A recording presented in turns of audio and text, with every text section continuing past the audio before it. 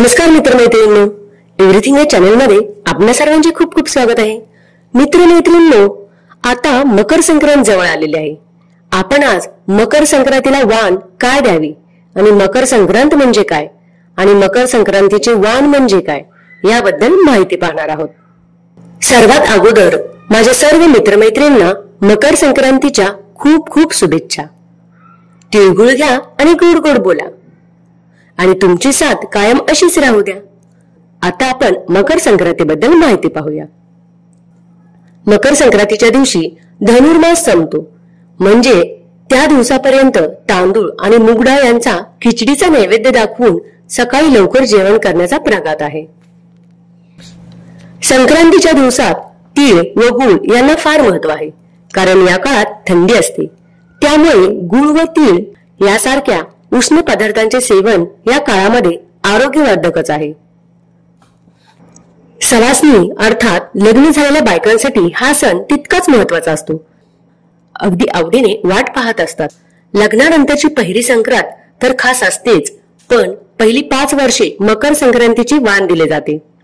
आता नव्या पिढीतील मुलींना प्रश्न पडतो की मकर संक्रांतीची वाण म्हणजे नक्की काय? लग्नानंतरची पहिली 5 वर्षे हमखास वाण दिले जाते। याला पाठवरचे वाण असंही म्हणतात। पण असं का, तर यामागचे कारण आहे तिळगुळ, हळद कुंकू, तांदूळ, मूग डाळ, खारीक असे पदार्थ 3 सवासणींच्या घरी देवासमोर पाठ मांडून त्यावर ठेवण्यात येतात। या काळामध्ये रथसप्तमी येईपर्यंत हे वाणाची देवाणघेवाण होत असते। आजही ही प्रथा चालू आहे। घरोघरी हळदी कुंकवाच्या कार्यक्रमांना लग्न झालेल्या बायकांना अर्थात सवासणींना निमंत्रण देण्यात येते। त्यांना वाण म्हणून वस्तू देण्यात येतात। पूर्वी अगदी लहानपणी लग्न व्हायची, सून ही वयाने खूपच लहान असायची, त्यामुळे अशा सोहळ्यातून तिचे कौतुक आणि तिच्या मनाची मर्जी सांभाळण्यासाठी तिला लागणाऱ्या गरजेच्या वस्तू द्यायचा आनंद आणि मैत्रिणींना भेटण्याचा आनंद असायचा। म्हणून ही मकर संक्रांतीचा वाण लुटण्याची परंपरा सुरू झाली होती। आताही अनेकांना कामामुळे एकमेकांना भेटण्याची वेळ काढता येत नाही, यानिमित्त एकमेकांशी भेट होते। लग्नाची पहिली 5 वर्ष ही याचमुळे अधिक आनंदाची ठरतात। यावेळी येणाऱ्या मकर संक्रांतीच्या शुभेच्छा देत सर्वांचे स्वागत केले जाते। गुळाची पुरणपोळी हे या सणाचे विशिष्ट आहे। तिळाचे लाडू, वड्या याही या सणाच्या निमित्ताने बनवतात। या काळात वाटाणे, ओले हिरवे हरभरे, गाजर, ऊस, शेंगा, बोर हे शेतातले नवीन उत्पन्न याच काळात होते। त्यामुळे याच पदार्थांचे वाण देण्याची ही प्रथा आहे। वर उल्लेखलेले सर्व पदार्थ एका मातीच्या भांड्यामध्ये ठेवले जातात, त्याला सुगड असेही म्हणतात।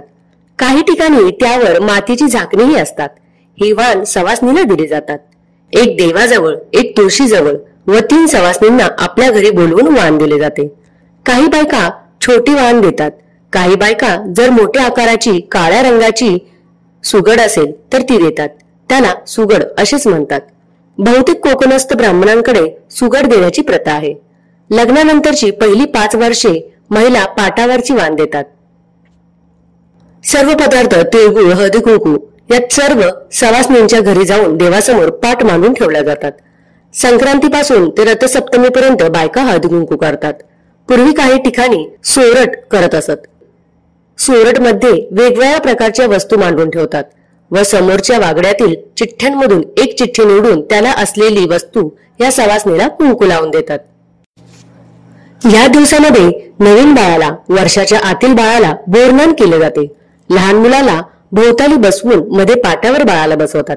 त्याला काळं झबलं, अंगावर हलव्याचे दागिने, डोक्यावर मुकुट, मुरळी अशा अनेक प्रकारे हलव्याच्या दागिन्यांनी बाळाला सजवले जाते।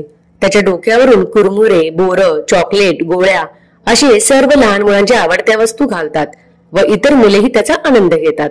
या अशा वेगवेगळ्या पद्धती आपल्याकडे आहेत। त्यामागे रूढी नसून नव्याने स्वागत करणे, त्यातून आनंद घेणे हा आहे। आपल्या शेतातल्या पेरणीतून उगवलेला हा वनोळा एकमेकींना देणे ही सामाजिक परिस्थितीतून निर्माण झालेली रूढी आहे। पूर्वी एकत्र येण्याची संधी बायकांना दुर्मिळ होती, त्यामुळे ही प्रथा निर्माण झाली असणार। या वस्तू लुटण्याच्या निमित्ताने मकर संक्रांतीपासून रथसप्तमीपर्यंत एकमेकींकडे जाता येते। भेटण्याचा आनंद संधी आजच्या काळातही हवीच।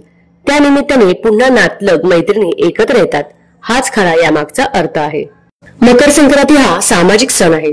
हा सण रंगीबेरंगी सजावट, ग्रामीण मुलींना घरोघरी जाणे, गाणी गाणे आणि काही भागात भेटवस्तू मागणे, मेळे, नृत्य, पतंग उडवणे, शेकोटी पेटवणे आणि मेजवानी यासारख्या सामाजिक उत्सवाची साजरी केली जाते. तर मित्रमैत्रिणींनो, अशा प्रकारे मकर संक्रांत हा सण साजरा केला जातो.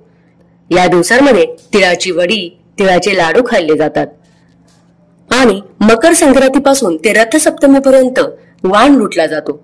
तर मैत्रिणींनो, कशी वाटली तुम्हाला ही माहिती ही मला कमेंट करून नक्की कळवा आणि असेच विविध प्रकारचे व्हिडिओ पाहण्यासाठी आमच्या चॅनलला लाईक आणि सबस्क्राईब करा आणि बेल आयकॉनला प्रेस करा. धन्यवाद.